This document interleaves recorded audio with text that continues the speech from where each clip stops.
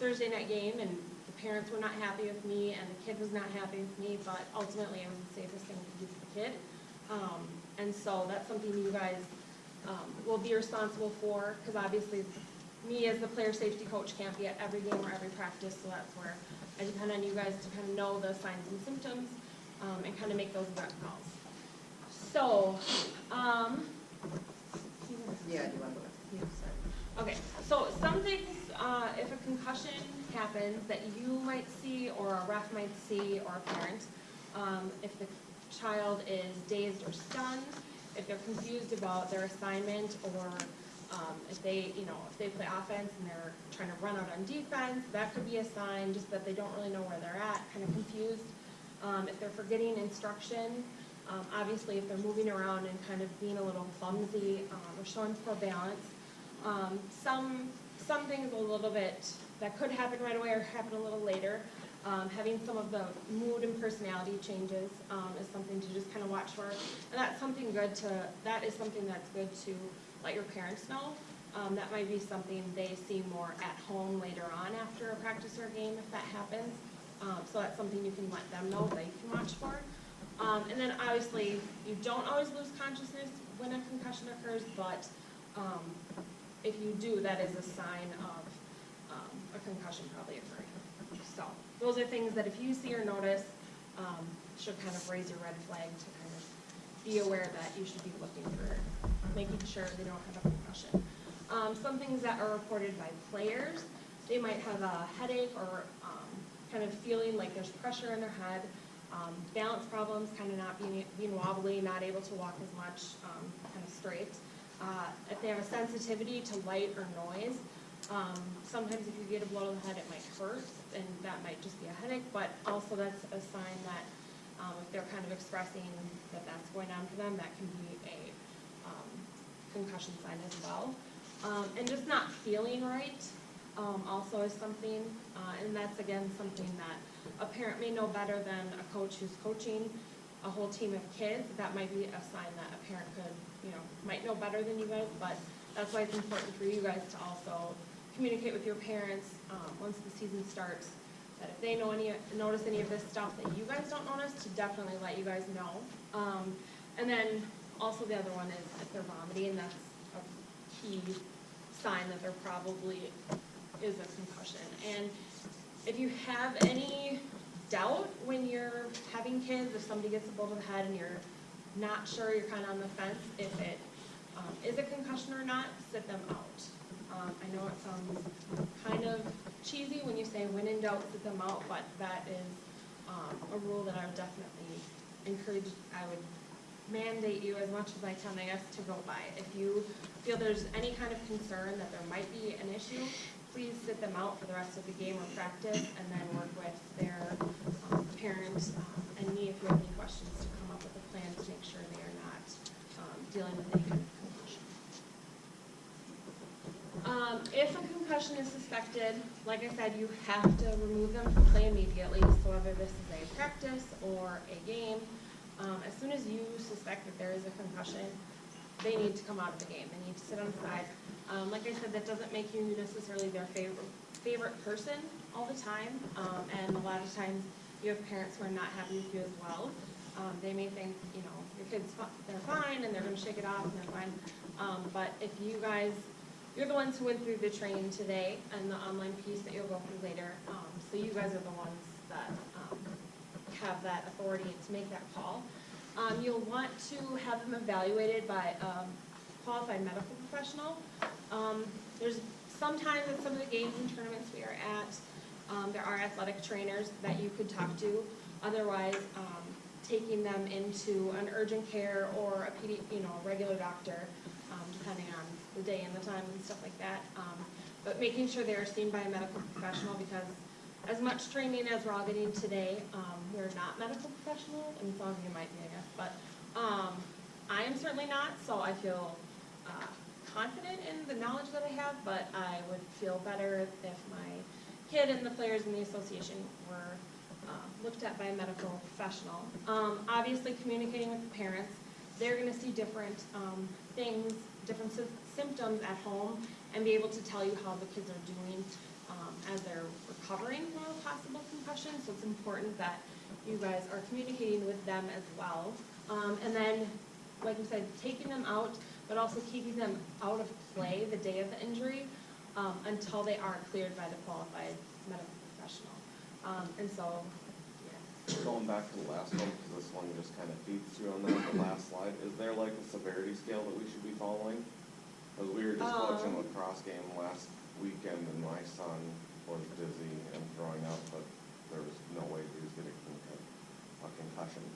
So how do you determine if they're too hot, playing their hearts out, and which one is severe enough? Because we had no concerns with him, and he had almost everyone on the list. I would say if you think even if they're having symptoms, I would pull them. Even if you as the dad or the coach are like, they're fine, it's just that he's overly getting hot, he's working really hard, he's just excited, it was just kind of a jolt or whatever. If they're having those symptoms, you have to pull them. Maybe. There's not. And this might answer some of your questions. I used to be the safety trainer for this organization. When she goes on further, she isn't just talking about concussions today, as she mentioned, she is talking about heat, heart, and all of that, heat stroke and everything that goes along with it.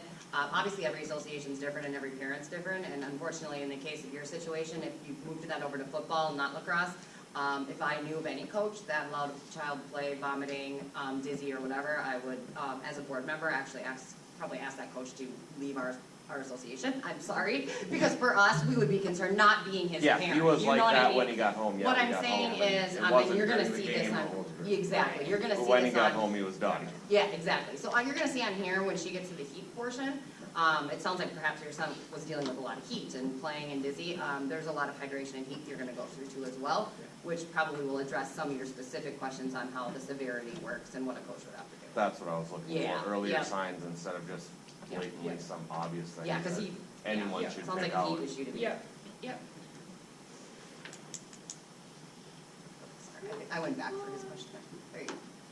Was there another hand up? I think you had another question. Okay, so if there is a concussion, returning to play, it is a 5-day return to play. You can only, so there's different levels that you do it at. You can only do one per day. You can't do one an hour. You can't do one every 6 hours. You can't try to squeeze them in. So it is one a day, so I know that can be hard when you have games or practices and stuff going on, and you might be your star player or somebody who's really integral to your plays in your playbook, but you have to follow the 5-day return to play.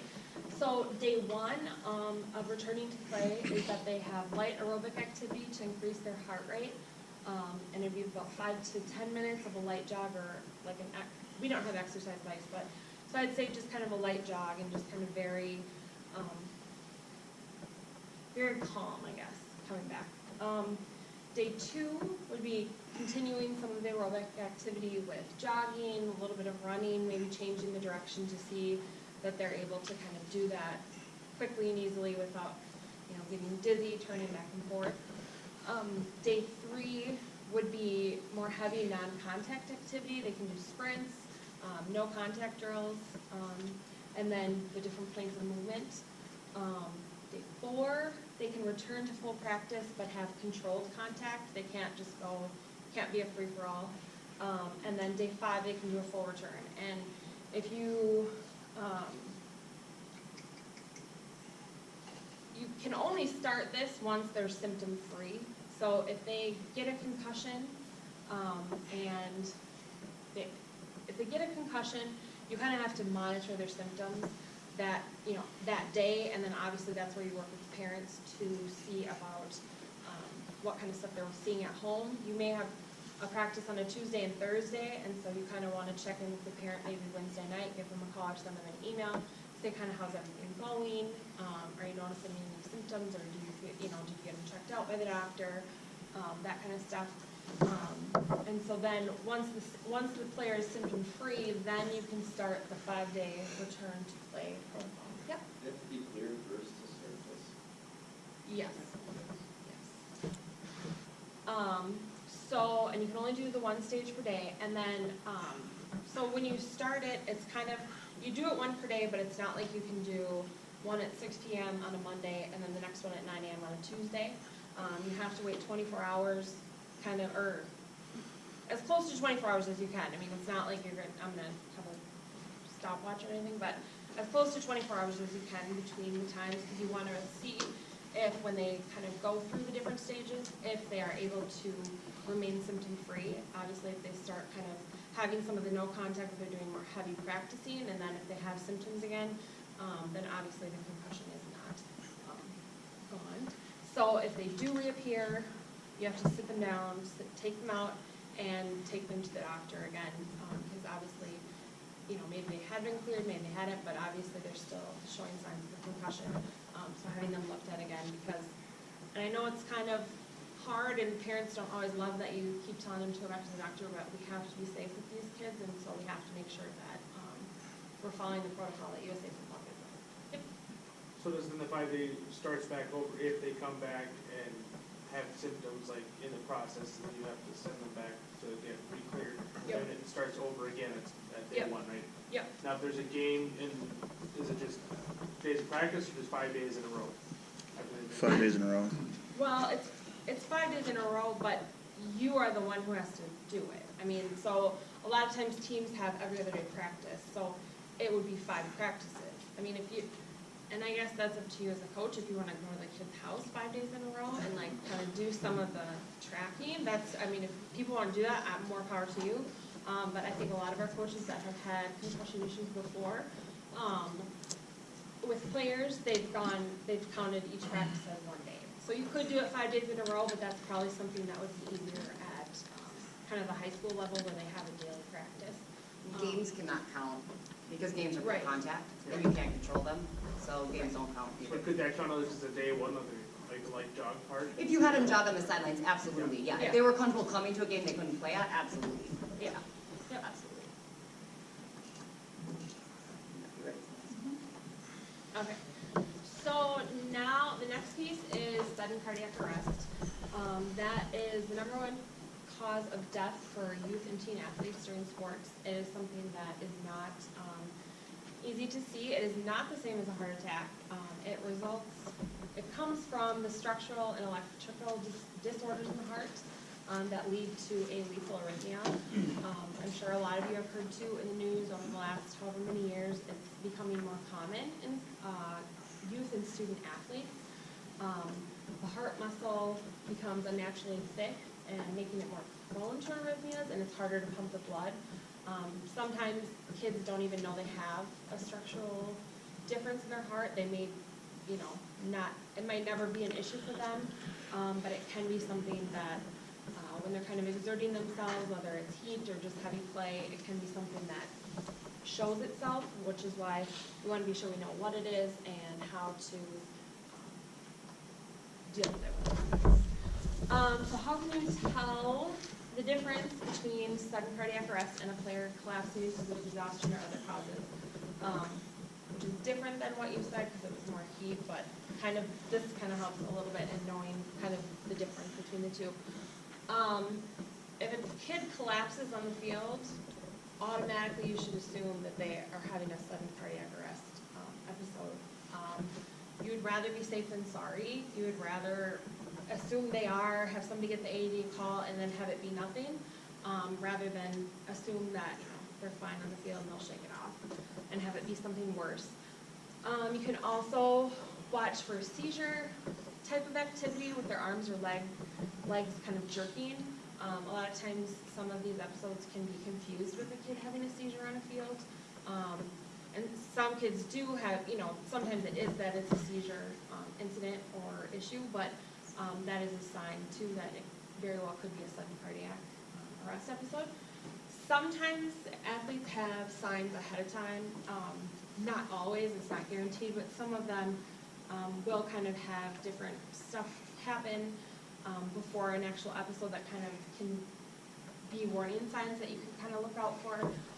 Chest pain, their heart racing when it shouldn't, episodes of passing out, and then just kind of shortness of breath that doesn't make sense with kind of the level of activity and exertion they're dealing with. If they're kind of walking around or just doing a light jog, they probably shouldn't have like severe chest pain where they're grabbing their chest or out of breath. And so that's something you can kind of watch as coaches, but that's another thing you can communicate to your parents, also so they're aware of some of those symptoms. The American Heart Association does have a 4-step chain of survival. So it's early recognition of the emergency and calling 911, early CPR, early defibrillation with an AED, and then early life support and cardiovascular care at a hospital. Obviously, the steps that we would probably be most a part of are calling 911 and CPR. If you are at a tournament, or a field for a game, not everywhere has an AED, but that is something really good to identify, or assign your parent rep or one of your coaches on your staff to kind of identify where one might be. And all of this stuff and the heat stuff kind of comes into play. Like I said, USA Football does have a online tool where you can come up with emergency plans, just like you can with the practice plans. And so you can designate, you can go over with your coaches and with your parents in a parent meeting, which parent is going to call 911, which parent is going to sit with that kid, which coach is going to, find the AED on site before the game, and all that kind of stuff. Obviously, when an emergency happens, it, can be scary and kind of jolt you, and you don't always know what to do, so sometimes if you have it written down and kind of have a plan ahead of time, that can help kind of cut down on some of the time so that you're able to get the kid care faster. So some of these were things they said that coaches and parents could do to prevent sudden cardiac arrest. We don't, as an association, as of right now, require that players have a physical prior to the season.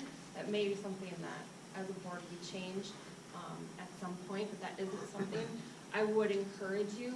Sometimes they have to do that for school, for immunization. I'd encourage you to talk to your parents at a parent meeting at the beginning of the season. Maybe suggest, learn about sudden cardiac arrest. They're going back to school anyway. We really encourage our parents to do that. You obviously, like I said, we don't as an association require verification of a physical, but it would be something I would encourage parents to do. Knowing the location of the AEDs here at home or on the away fields, like I said, identifying ahead of time, having